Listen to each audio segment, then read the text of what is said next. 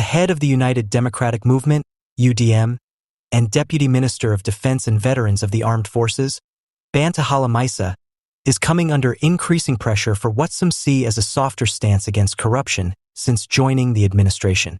Before we continue, please kindly subscribe to our channel, turn on the notification bell so as to get all our updates.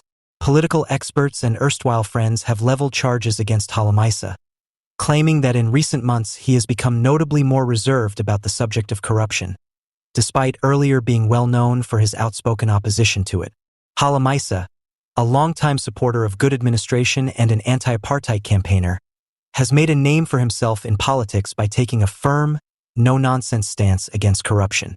As UDM leader, he gained a reputation as a fierce advocate for accountability and openness by often calling out corrupt government individuals and institutions. Critics counter that he has been far less outspoken on the subject since taking on this position in the administration. According to some commentators, Holomisa's apparent shift in tone may be related to his new position in the administration, where he may not be able to express himself as freely as he formerly did because of political dynamics and relationships. Others think he could be taking a more measured approach to navigating the complicated world of military relations and national security, where preserving internal unity is often given first priority. This apparent change has not gone ignored, however. Concerns about Holomisa's silence on a number of high-profile corruption cases undermining his prior position as a corruption fighter have been voiced by civil society organizations and opposition members. They contend that, given his long-standing activism on the subject, his position inside the administration shouldn't preclude him from speaking out against corruption.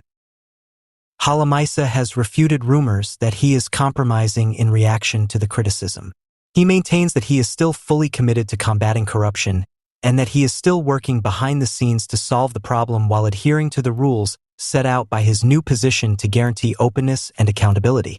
Holomisa's admirers contend that he is just adjusting to the demands of his new post as the argument over his stance heats up, while his detractors want a more outspoken dedication to the values that have guided his political career.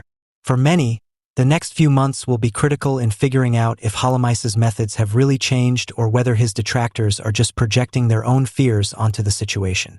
Once more, the Legal Practice Council (LPC) has dismissed video footage that was submitted as evidence in a contentious legal dispute, classifying it as hearsay. Advocate Dalim Pofu replied forcefully to the uproar surrounding this ruling by stating, "Bring it on." In a combative tone, the dispute is centered on a disciplinary process that is now taking place. Mpofu is being charged with professional misconduct by the LPC, which is South Africa's governing organization for attorneys. Since Mpofu is a well-known and vocal personality in South African legal and political circles, the case's specifics have attracted a lot of public attention.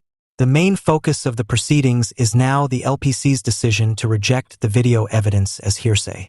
The video, which allegedly depicts events connected to the accusations against Mpofu, cannot be allowed as evidence, according to the LPC, since it does not adhere to the requirements necessary for acceptable evidence in such proceedings.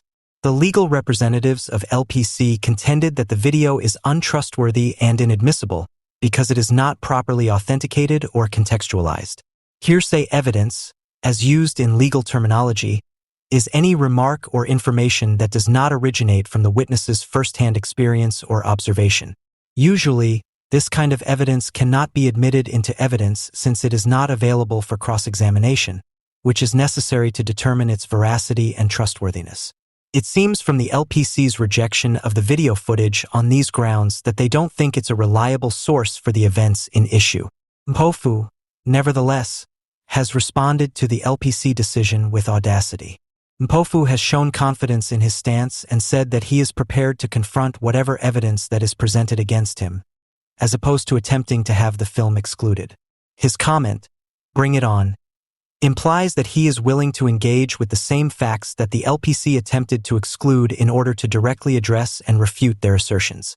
The way Mpofu responded can be seen as a calculated attempt to highlight his assurance in his case. He could be trying to show that he has nothing to conceal and is willing to refute whatever proof the LPC puts up by applauding the addition of the